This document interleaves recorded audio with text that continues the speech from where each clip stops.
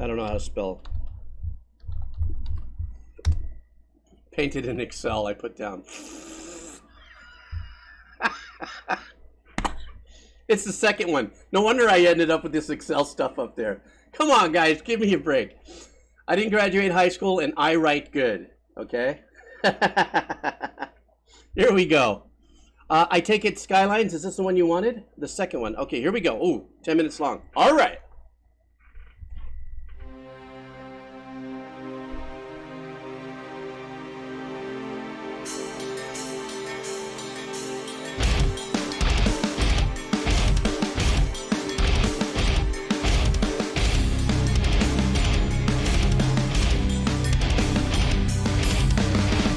Wow, that cymbal work.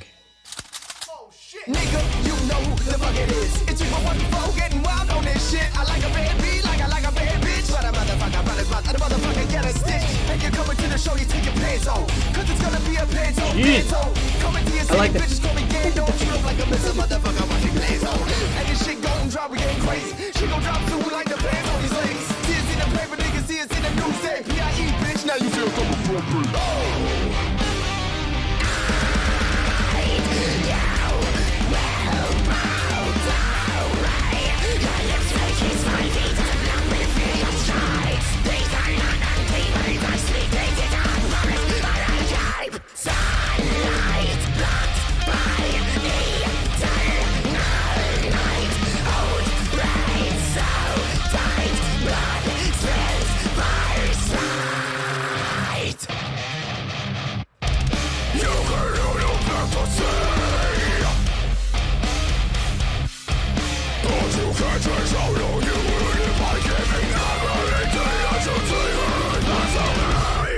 Oh, I love how the guitars are not overproduced on this.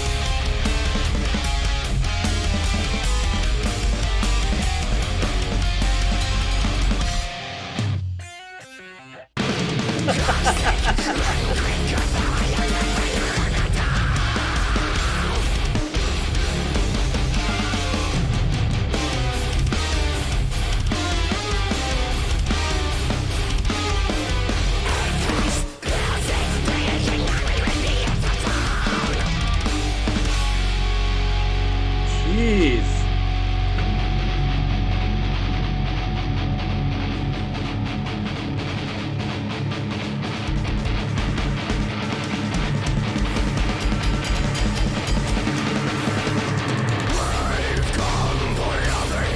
Oh, that cut beat.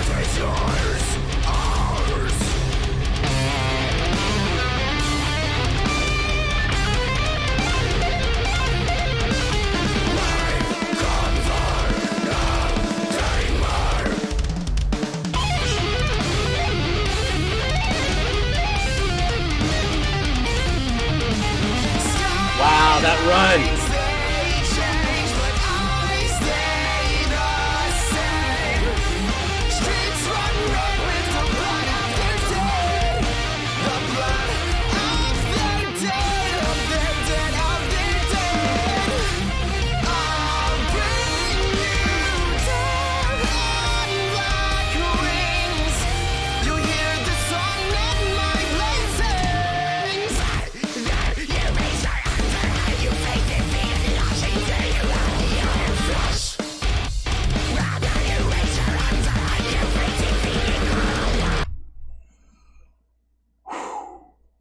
Wow. I don't know. You know, my brain, when I hear music like this, I can't really, it's hard to go into react mode because there's so many things that I dig into. I'm going to keep this really short, though, so we can just keep the energy going. Number one, the clean voice. I love the way he sounds with his clean voice. If it's the same singer that goes back and forth, double A, once again, that's just incredible talent. That's just, I don't know how it happens. I've seen videos on people do it. I just can't imagine. Then they got to do a concert and do that all the time. But his clean voice kind of reminds me of Claudio from Coheed and Cambria, kind of ishy.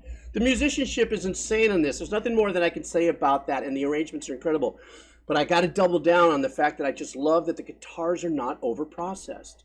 They're not overly compressed. It's not overly shoved for dynamics, hard left and right and stuff like that. So it's like you're really getting the pure artistry of this music in your face, even with the little slight nuances, you know, little pick string sound, weird muting, slightly weird stuff. That's what I dig for when I hear the tracks like this, and then you can really dig into the musicianship of it.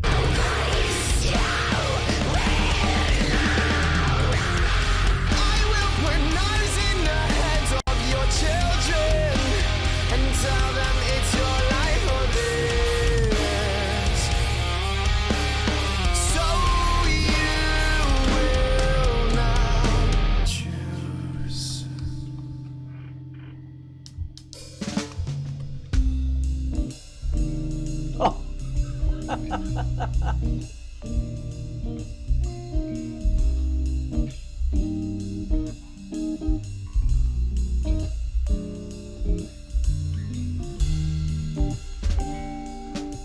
This is so wonderful.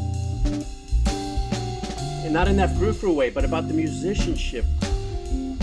God, you don't know how much so many musicians possess beyond what we hear. Death metal or something like that, then they do something like this.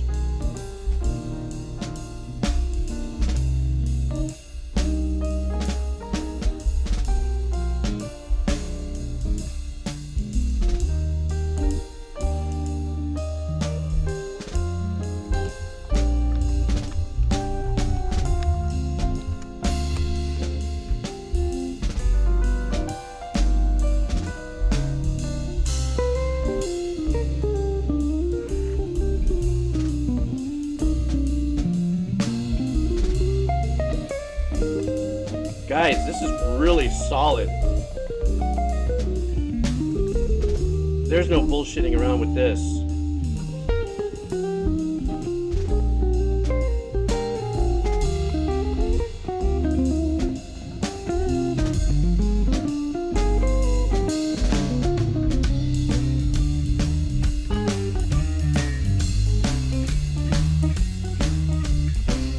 Okay, I'm sure we're going to get back into some heavy, gnarly, just mind-numbing breakdown, but this is what I love about metal musicians. A very high percentage of metal and all its bazookas subgenres are so talented beyond what we hear them. And, you know, they get the long hair and they're organically into their metal and everything that they're about, you know. But there is that other side of so many of these musicians that are so freaking talented that it's a wonder at times that you don't see, like, some of these most incredible. You know who gets kind of close to that is what's that guy, Tim from Timmy. He has kind of broached a little bit of that, but when I in more of a popularized version of stuff that he does and composes, so you get to see that from him and his band members and stuff and their musicianship. But this is why the metal community for me is just so. Metal musicians community. Well, the metal community too, but it's just so freaking talented. And then they come in and they do a little bit of this. They let you know, hey, we got this under our belt too. But in the meantime, you know.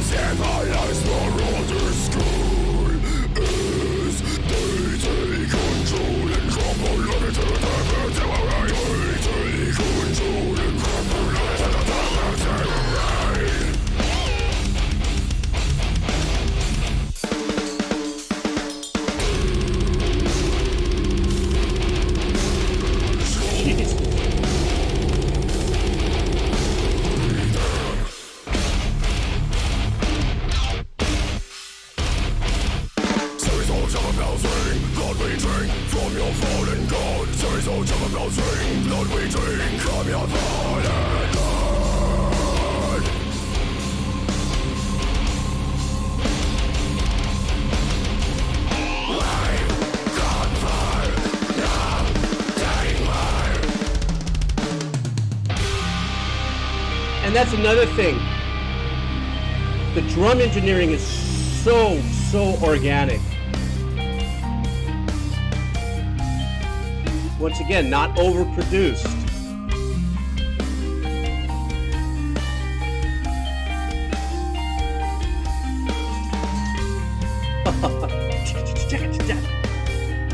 I think this opened up with some really super significant ride work from the drummer as well. So this guy is just frick, man.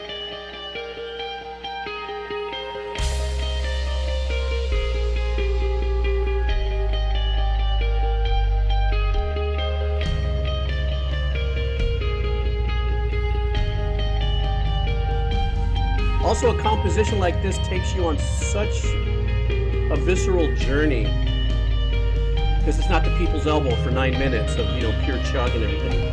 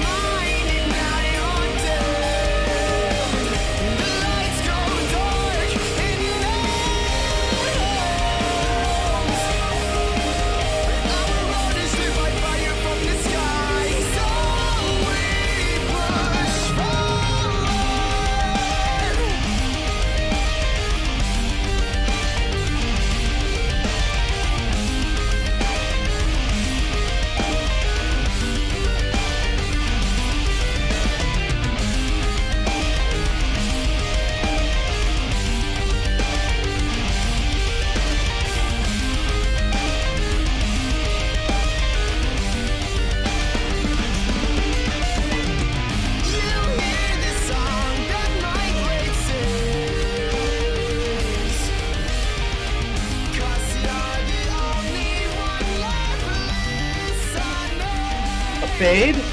What?